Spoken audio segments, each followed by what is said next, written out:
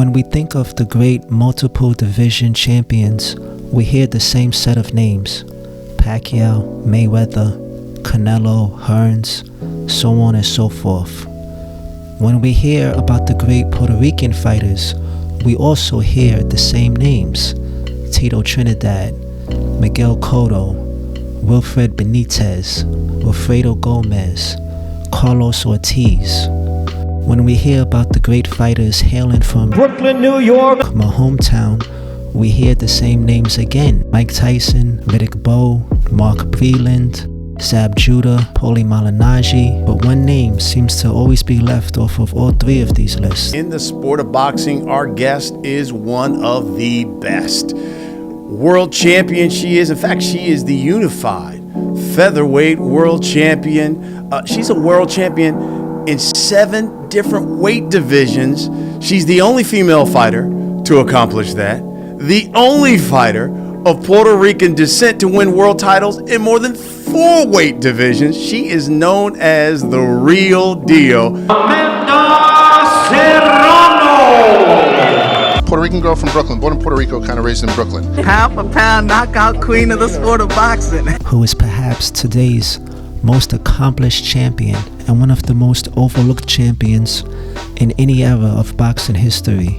Amanda is only second to the legendary Manny Pacquiao with how many weight divisions she has conquered, which is 7 compared to Pacquiao's 8. From super flyweight to light welterweight, Amanda has left a trail of bodies along the way. Amanda is a forward marching southpaw with bricks in her hands and a ferocious body puncher. She is never in there to fuck around. Unlike most greats, Amanda didn't start boxing as a kid. She actually started in her late teens, at an age range where most of history's boxing greats were preparing to turn pro. When I turned 18, I decided to actually go through with it and actually fight. It took me a while. Oh, well, that started way late in my life. At 18, I actually started, but boxing was brought into my life at 12 years old, 12, 13 years old. I knew nothing. Like, I never seen a boxing match until I walked into that gym, or never knew anything about boxing until I was brought into the gym. Well, boxing started with my sister, Cindy Serrano. She's former world champion as well, and she started the sport. Because of her, I started boxing, obviously. I mean, when she started, I was 12 years old. Always in the gym with her, watching her, her success. She started dating Jordan Maldonado, which is, our trainer right now, her husband. So when, after she had gave birth to my niece, she wanted to lose some weight, and Jordan's been in boxing all his life. So Jordan owned the gym, the boxing gym. So he decided, that's the only way I know how to lose weight. Yeah. So he laced on a pair of gloves on her, and she just started training. And then I was, my sister's #1 fan, and I would see all the guys come in and out. I would go to the Golden Gloves, watch them fight, go to professional fights and watch them. My first job was at the gym. I was the babysitter. Her job was at the gym. So I've been in the gym since I was 12, 13 years old, seeing people come in and out, seeing people win, lose, people get beat up, and just seeing her not knowing anything about boxing to becoming who she was today. It was just amazing to see her process, and I fell in love with it. Really, I wanted something in common with my sister and my trainer, to have something like, okay, we can do this as a family thing. And Amanda wasn't even naturally talented like some may have expected. Her first time in the ring, she was actually frozen stiff. Like I said before, I did not know I was capable of doing any of the things that I've done. I was afraid of boxing. Well, like I said, the first time I started crying like a baby, and I was young, I didn't know much. When I was in the gym, I never really trained. Not once did it ever cross my mind.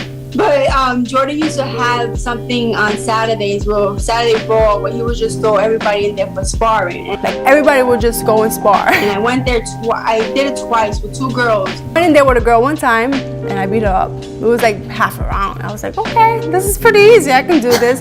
And I wasn't training, I just went in there like a crazy woman.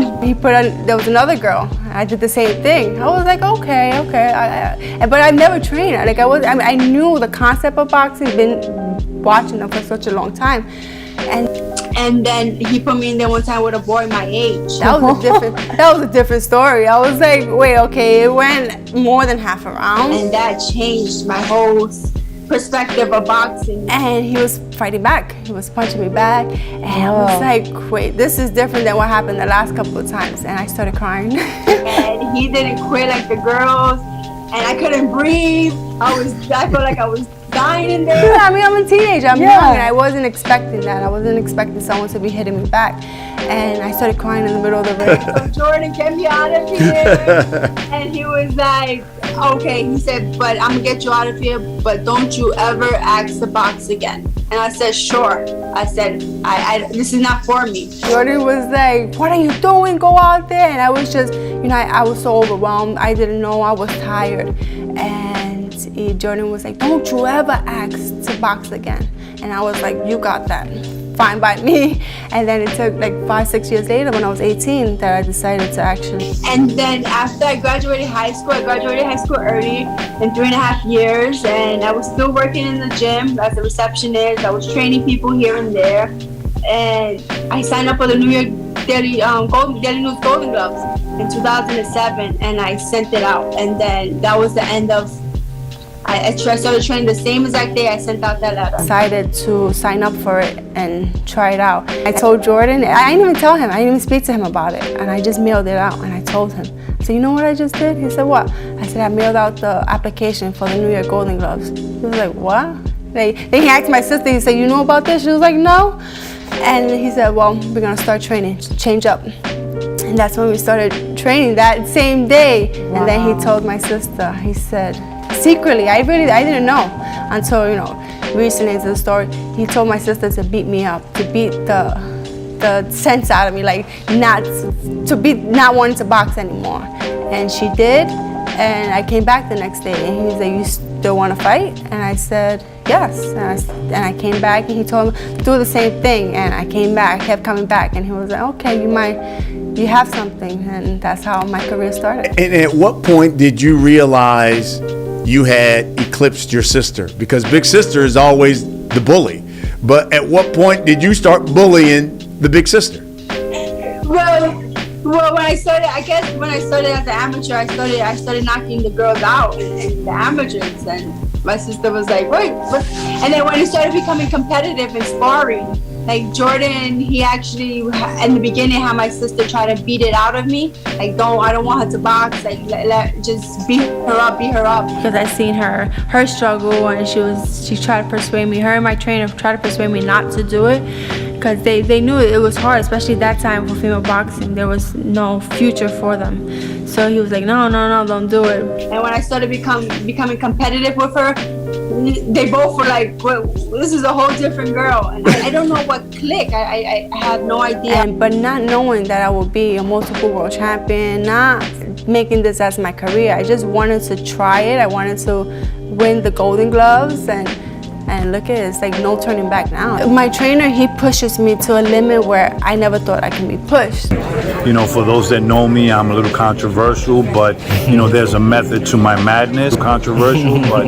I'm passionate about what I do. I love my fighters. I love the people I work with, and I'll take no shorts. Your trainer, and I want to read what Ring Magazine wrote. Ring Magazine wrote, Jordan Maldonado actions after the fight were, quote, appalling. Calling Mercado, Serrano's opponent, trash, a coward, a pendeja. Mercado also said once the fight was over, Maldonado came to her corner, called her trainer a gay slur in Spanish, and called her garbage. You're in there. I don't know. I wasn't. I really, it was all untrue. I know Jordan, and I know I know him as a person. He has nothing against Mercado. I think when there's men involved, he has nothing to do with women. He was addressing her corner. I don't know what happened. I know it wasn't even towards Yamilet. For Yamilet, this was a new corner for Yamilet. And it's been years of that corner disrespecting me outside of it. So a lot of people really don't realize what happened. I still don't know. Jordan is still going to be my trainer no matter what, and he's still going to be by my side, training me, managing me. So, I don't know what to say. Like, Yeah. As a person, you definitely have to trust the people around you. Like, I think I have the best team in the world. Like, it's family, you know.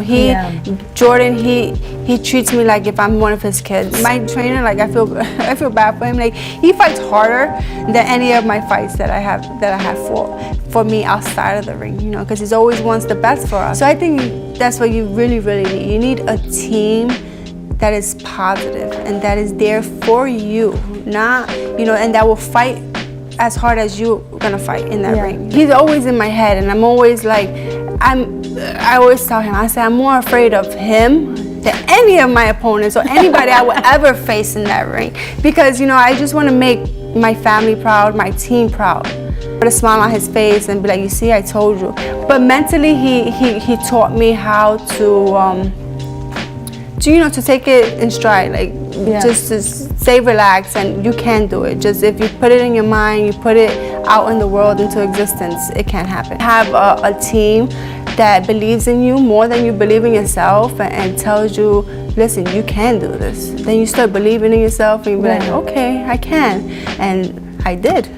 My trainer and my sister, Jordan and Cindy, they believe in me more than I believe in myself.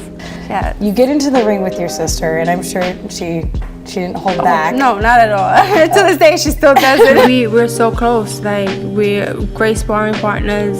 She motivates me, I motivate her, and our relationship is more than sister. I think we're like best friends. You know, we live in the same house all the so we're like constantly seeing each other all the time. And yeah, no, we have a great dynamic. It's awesome to have a sister like that, and especially a sister that's in the same sport, because she knows what's going on. Like, when I'm on a diet, you know, she tries to be on a diet with me, because it sucks when you're on a diet and then the person next to you is eating a nice ice cream cake and you're looking at that person like, really, Cindy, really? So, you know, she'll try to eat better than usual if I'm on a diet, or she knows that if I had like a bad day at the gym, or if I had a hard sparring, you know, she'll be like, "Are you okay?" or "Do you need any painkillers?" Or, you know, and of course she cooks, so she'll like bring me food, and so and vice versa. You know, when I know she has a big fight, you know, I try to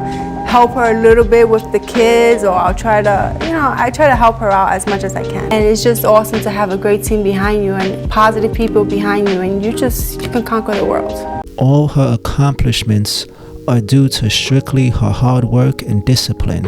Amanda had no boyfriends, no kids, no late night partying, no distractions, just boxing. Never had a boyfriend, never had a cell phone, you know what I'm saying? She does know how to use a phone, obviously, but she doesn't want to be distracted. She doesn't want to start, you know, messing around with phone when she goes to the gym, when she's training, when she's eating, when she's sleeping. No one's interrupting her. She's focused on what she does. But I've been just dedicating my life. Like, I sacrifice everything. I don't have a phone, don't have a boyfriend. I don't, this is my life. I don't go out to drink, I don't smoke. This is my lifestyle.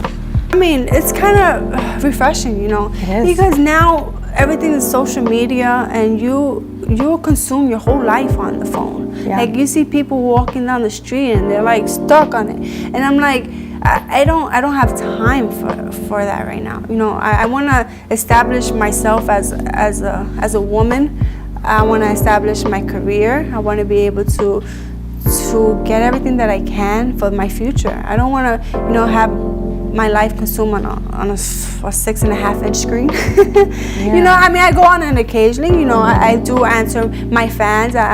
Yes, it's me when I answer some people on social media, but it's just like sometimes it was overwhelming, you know, between the bad comments and the good comments. Everybody has an opinion on social media, and I just don't have time for it. I'm concentrating on my career, and plus, I mean, if you need to get in touch with me, you'll find a way. You got in touch with me, right? Yes, yes, and it wasn't very difficult, but you're right, and you're here and you made it. Yes, my manager, he any emails, any phone calls, he has the phone, and if they need to get in touch with me, I'm just a phone call away. And I still have a landline. Did you say, sorry, of all those things you said you don't have a phone? That's the funny. Everyone stops and says, "You don't have a phone?" I said, "I never had a boyfriend, never." And that's the only thing people stop. I never had a phone. No, I don't have a phone. I believe that I don't want any distractions in my life, and phones. Like, you see people walking down the street, bumping into cars, bumping into wars, and I'm like,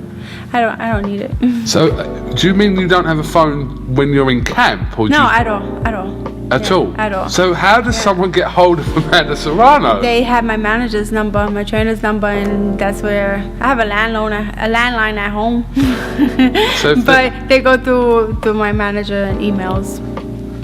That's crazy. That's more crazy than the boyfriend Yeah, one. I know. People can't live without their phones. Apparently I can.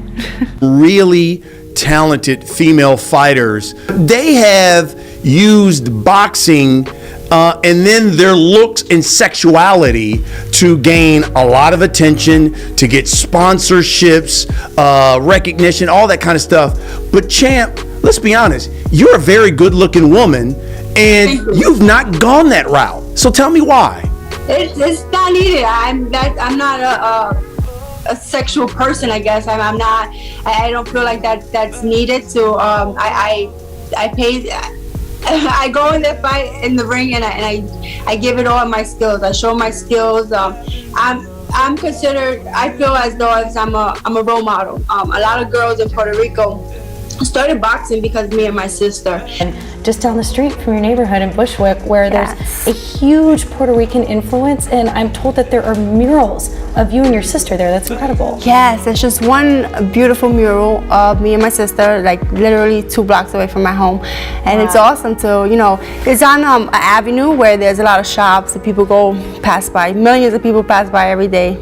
And just so every now and then just to walk by, and I always look at it like, okay, who's those girls there? And I've gotten videos of, girls like 3-4 years old, acknowledging me and saying I want to be a fighter just like Amanda Serrano. So I feel like I don't need to do that. I want to be a role model to these young girls. I want to show that boyfriend is not needed, cell phones are not needed. If you're dedicated, they say greatness requires sacrifice and dedication, and I believe I've empowered that. I've showed that I can do it all. If you have a dream, there's no dream too big, and I just want to show it to young girls. Like, nothing is needed. You don't need to sell your body. You don't need to sell yourself to go out and be successful. And what do you think about some of those fighters? It's almost as if some of those fighters have almost become like swimsuit models on IG now. It is what it is. That's their gimmick. Some girls have it and they can do it. I honestly, as myself, I don't feel like I'm a sexy person. I try to. Some girls can do it. I definitely can. Begged me to ask the question: have you thought about when Amanda Serrano will settle down, so to speak, get a boyfriend, maybe have a family? When it's all over, when I'm retired, be happy, finally get my home in Puerto Rico. And I want homes in multiple places, but my first one being in Puerto Rico. And then just relaxing and hopefully finding a husband. Kids, I don't know. I love being an aunt. That's my favorite thing. I love them, I spoil them, and I give them right back to their parents. What's the saying? I never had anything. I never had a phone. I had a boyfriend, so I don't know what I'm missing. So I'm okay. I'm pretty happy.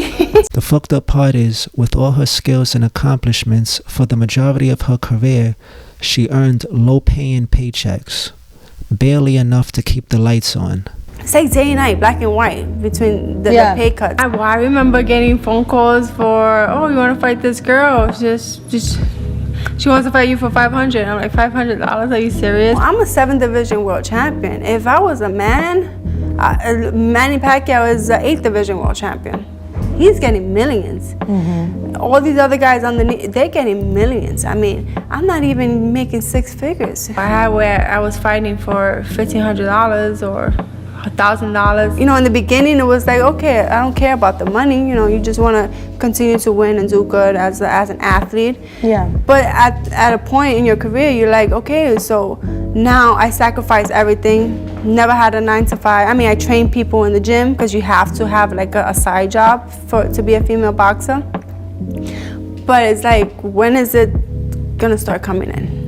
Yeah. What that we deserve. Well, fighting one of the toughest girls I fought, she's a world champion now for Puerto Rican. I fought her twice for $1,500. She's a world champion. It was, we went the distance and it was a hard fight. After the first one, we was like, okay, maybe we'll get more money. No, it was still $1,500, and I was like, well, when is it gonna get better? All my accomplishments is like, why am I continue wanting to break records if I'm not getting what? I mean, I know it's not always about money. It's about leaving your own, like I'm doing it to leave my own legacy for, for my team, for my island, for my family. But sometimes I'm thinking, I'm like, why am I doing this? Why am I continuing to break records? Why am I continuing to win? Like, being a champion for a man is so prestigious. Like, having that belt around your waist, that means money.